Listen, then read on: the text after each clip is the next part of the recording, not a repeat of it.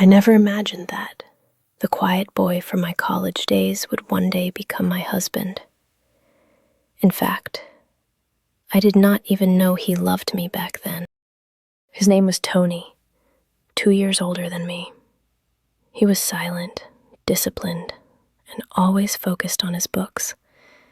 He never spoke much, but whenever I passed by, I would notice his eyes following me. I thought he was just a serious topper who didn't care about anything except studies. I used to laugh with my friends, talk loudly in the canteen, while he would stand at a distance, watching silently. I never knew those eyes were not judging me. They were loving me. Years passed. I completed my graduation later than him, and he had already joined his father's company. His family was rich, but he was dedicated, hard-working, and soon he became the CEO of their company. I was searching for a job after completing my post-graduation. Luckily, or maybe unluckily at that time, I got selected in his company. I didn't even know he was the CEO. On my first day, when I attended the orientation, I saw him standing on the stage giving a speech. My jaw almost dropped. Was that Tony? The silent boy from college?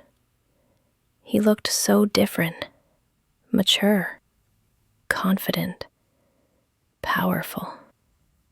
Wearing a crisp suit, speaking in a firm but calm tone. I was shocked, but he didn't show any reaction. He just looked at me for a moment and then continued his speech. I thought maybe he didn't remember me, but I was wrong. From the very first day, I felt someone watching me. Whenever I spoke to any male colleague, I would feel burning eyes on me. When I turned, I saw Tony standing somewhere nearby, pretending to discuss something with someone else, but I knew he was observing me. At first, I found it strange. Why would a CEO bother about a small employee like me? Days passed. His possessiveness became clear. If someone stood too close to me, Tony would suddenly call that person to his cabin. If I laughed loudly with someone, he would walk past us with a cold expression. But he never spoke to me. Not even a hi. I thought he hated me. But hatred doesn't come with jealousy. Love does. After 1 year of working there, my family arranged my marriage with a man from a good family. I wasn't in love with him, but I had no reason to refuse, so I agreed. I informed my office and invited all my colleagues, even Tony. That day, when I told him personally, his face changed. For the first time, I saw his emotions break through. His eyes turned red. His hands trembled slightly. He didn't say a word, just nodded and walked away. That night, he came to my house. Without greeting anyone, he came straight to me. His voice was shaking. I loved you. Since college. I never had the courage to tell you, but I cannot let you marry someone else. I stood frozen. Loved me? Since college? Before I could react, he held my hand and said, "Come with me."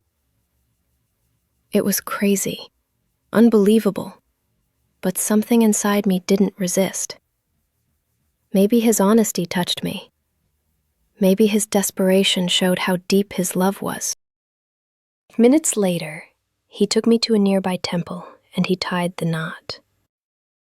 My family was shocked. I was speechless. But he whispered only one thing. "I'm sorry, but I cannot let you go. You are mine." After that sudden marriage, I moved in with him. But I couldn't accept it. My mind refused to accept him as my husband. We stayed in the same room, but I kept my distance. I slept on the couch or separate side of the bed. But he never forced me, not even once. He respected my space.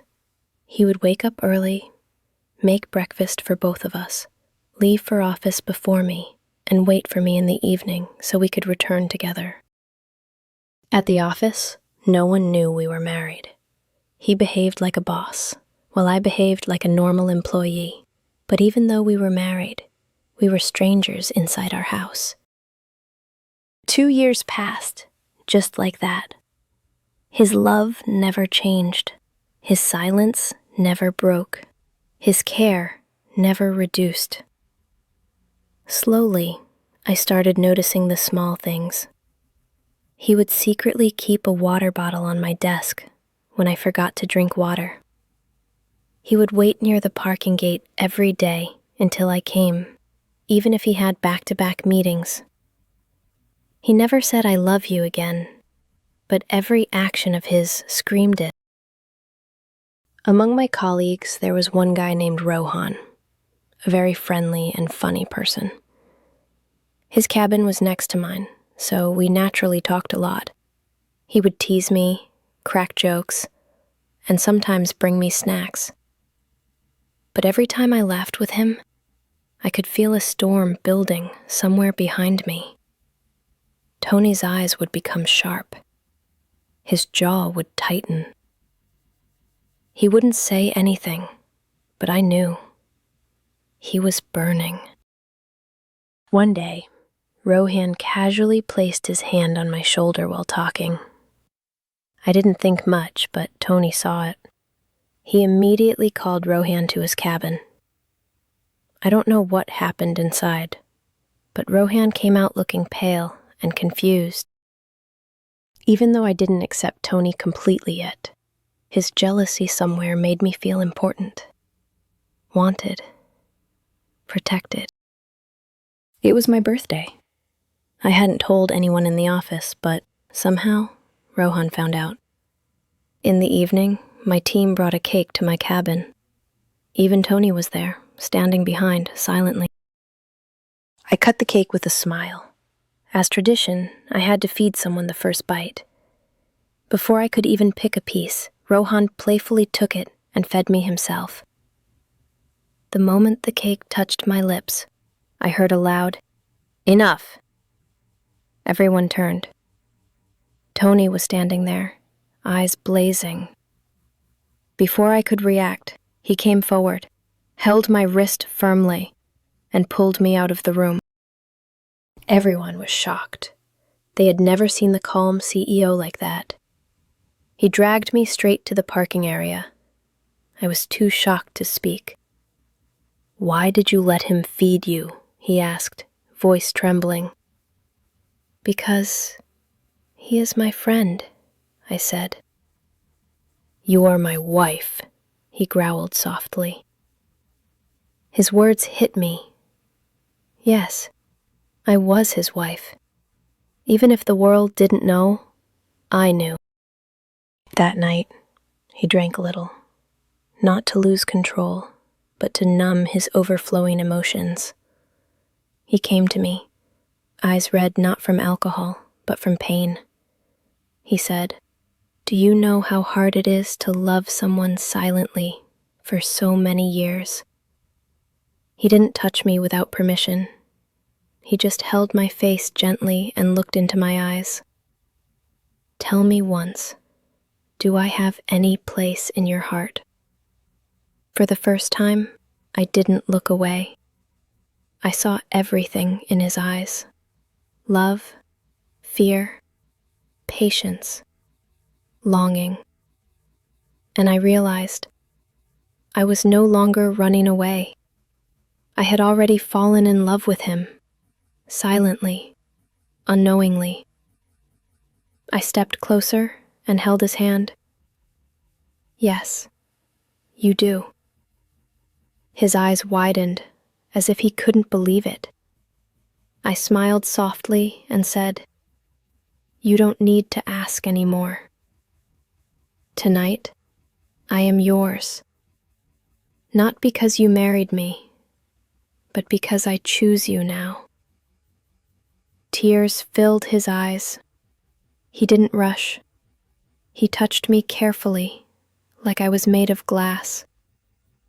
His hands trembled while holding mine, as if he still feared I might pull away. But I didn't. That night, for the first time, I hugged him willingly. I kissed him first. I let him love me. And I loved him back, with my whole heart. Sometimes I think, what if he had not stopped me from marrying someone else? What if he had never expressed his love? What if he had not been patient for those 2 years? I would have lost the best man in my life. Yes, my marriage was strange, unexpected, crazy, but beautiful. I did not choose him at first, but in the end, my heart chose him forever.